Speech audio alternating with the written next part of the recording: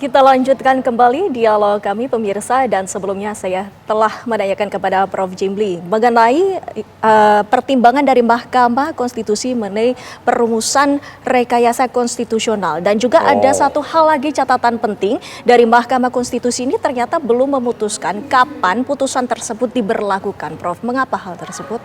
Enggak, kalau dibaca itu sudah pasti.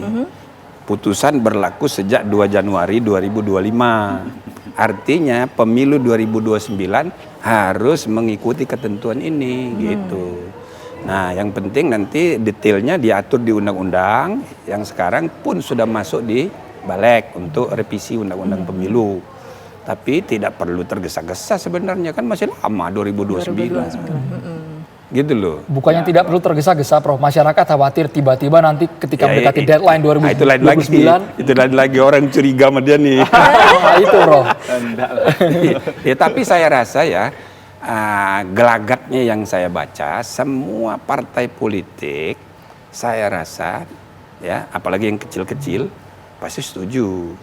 Yang besar-besar selama ini yang makin besar threshold tuh makin menguntungkan, ya kan, partai besar.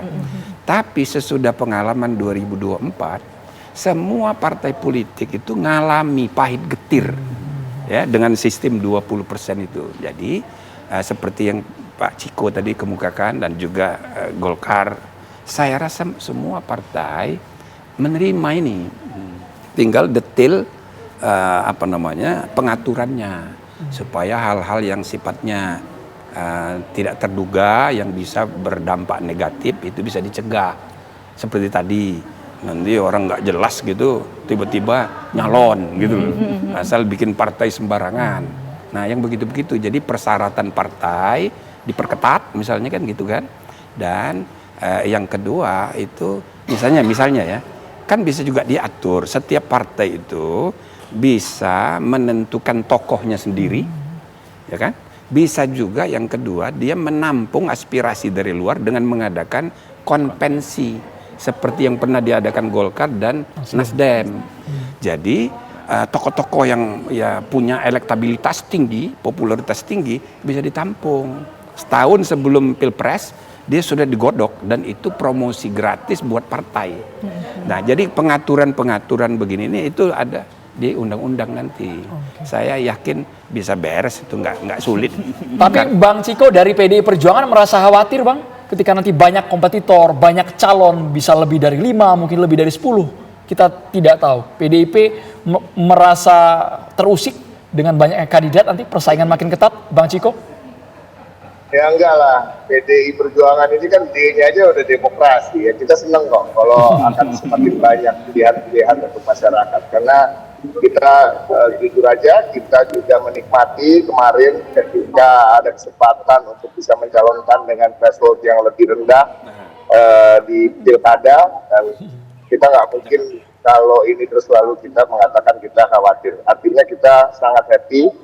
Tetapi kembali lagi tadi, yang kita harus waspadai adalah bagaimana dampak-dampak negatif dari suatu keputusan ini bisa kita minimalisir. Tentunya dengan tadi rekayasa konstitusi dan juga aturan-aturan memperketat bagaimana sebuah organisasi bisa disebut sebagai partai politik, dan bagaimana kita menjaring calon-calon tersebut dan memastikan bahwa ideologi Pancasila, sebuah Bhinneka Tunggal Ika tetap melekat di sanubari sang calon.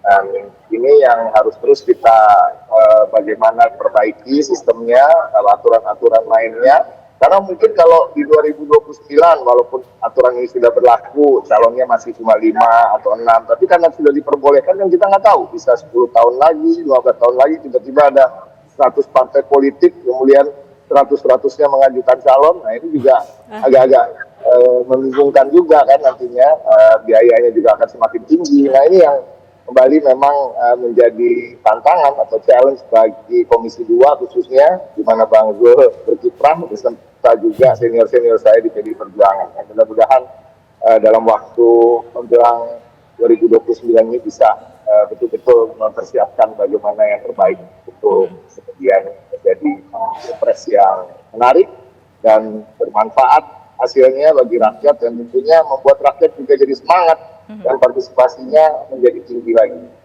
Nah, Bang Sumber respon tentang pernyataan dari Bang Ciko tadi bahwa ada banyaknya calon pasangan calon dari presiden maupun wakil presiden itu menjadi salah satu yang dipertimbangkan pula oleh Mahkamah Konstitusi. Bagaimana Komisi 2 ini nanti akan merekayasa ataupun merevisi undang-undang pemilu tersebut? Saya jawab dulu Bung Andro ya, yang Baik. tadi menggelitik itu, yang jelas supaya stakeholder itu mantap dengan kita sebenarnya 8 fraksi yang ada di Komisi 2 itu punya semangat yang sama. Kita ingin melakukan revisi undang-undang pemilu itu lebih cepat, ya kan, sebelum tahapan itu dimulai. Biasanya kan tahapan itu 2 tahun sebelum pelaksanaan. Nah, sebelum itu kita ingin itu sudah selesai, semua Alhamdulillah. pihak senang, semua pihak punya kesempatan yang sama untuk lebih awal mempersiapkan diri. Nah, mudah-mudahan itu bisa terlaksana. Itulah mengapa kita minta Komisi 2 yang menginisiasi, kita kirim surat ke pimpinan DPR, bukan di balik, karena memang kita yang lebih paham sebenarnya kan soal itu. Nah, terkait dengan bagaimana ke depan yang perlu kita pikirkan, Prof, yang jelas Windy, kita ingin mengengineer undang-undang pemilu itu dengan tetap yang tadi saya katakan pada saat break ya. Pada saat break itu saya bilang kan ingin mempertahankan presidensial, ya kan, sistem kita, lalu memperkuat presidensial, lalu kita ingin maksud dari diadakannya pemilu serentak itu tetap tercapai, pemenang eksekutif juga pemenang legislatif, ada kekuatan efektif yang mendukung eksekutif, ya kan, termasuk juga ada kekuatan efektif yang menjadi penyeimbang seperti partainya Bang Ciko itu, lalu kita mengelompokkan diri atas dasar ideologi, ada platform seperti sebenarnya Golkar, Gerindra, Demokrat, PAN itu kalau mau kita baca itu pengelompokannya atas dasar ideologi dan platform ini kan, nasionalis, moderat sama Islam modernis sebenarnya kan kalau kita mengacu ke hasil pemilu 55 lalu, bagaimana kita tetap mempertahankan popularitas moderat partai politik yang kompatibel dengan presidensial. Jadi jangan sampai nanti seperti yang dibilang Prof. Jimli itu partai politik yang ada gitu semuanya bisa mencalonkan. Nah, kalau semuanya nanti maksud dari ayat 3 dan 4 Undang-Undang Dasar NRI tahun 1945 pasal 6A itu agak gimana ini pelaksanaannya, sementara kan kita juga tidak ingin setiap pemilu presiden yang sudah serentak dengan pileg itu 2 putaran terus nih. Kalau katakanlah partai ada 10, ada 15, betul. Masing-masing nih punya calon sendiri, waduh, bagaimana itu, ya kan?